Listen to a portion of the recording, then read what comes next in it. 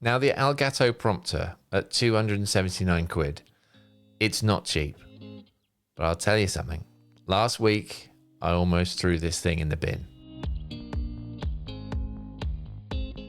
So yeah, it arrived and I thought it was going to be my secret weapon for creating awesome course content and YouTube videos. Turns out though, because of a software issue, it almost ended up getting returned.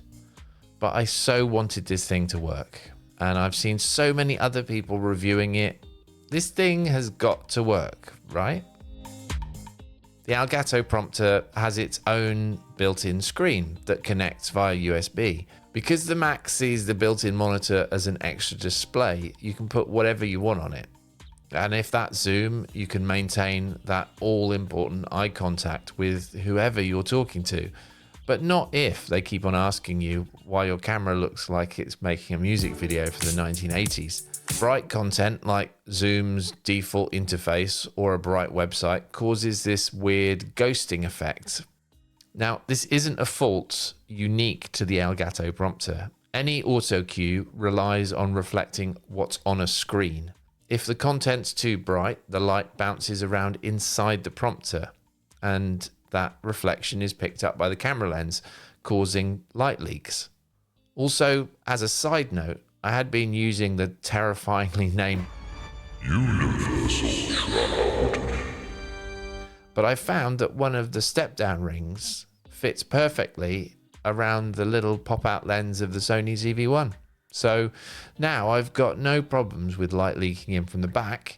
My only problem was that bright screen at the front. Dimming the screen is the solution.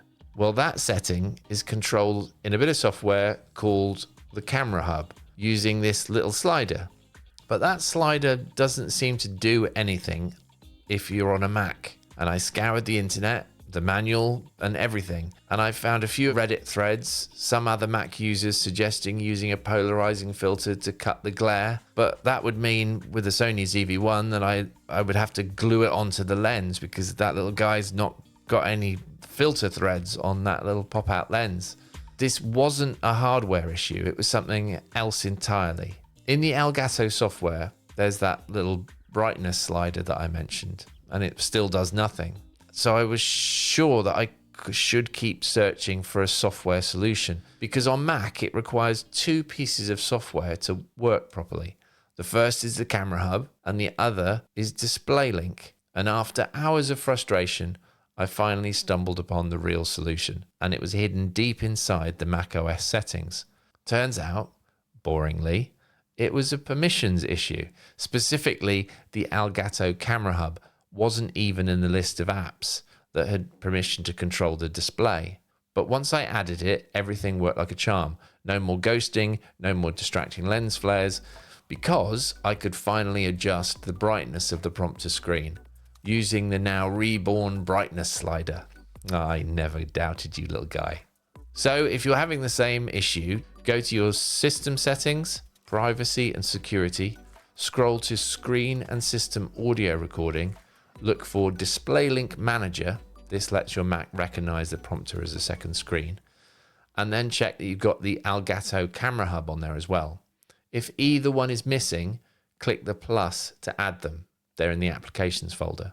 Make sure the switch next to them is on. It should be to the right. Then restart the Elgato Camera Hub and Display Link apps. Finally, now go back into the Camera Hub and try the brightness slider. It works. Now I'm back on track and my Elgato Prompter is finally the tool I'd hoped it would be. Thanks for watching. You've been great. I've been Andy, and see you on the next one.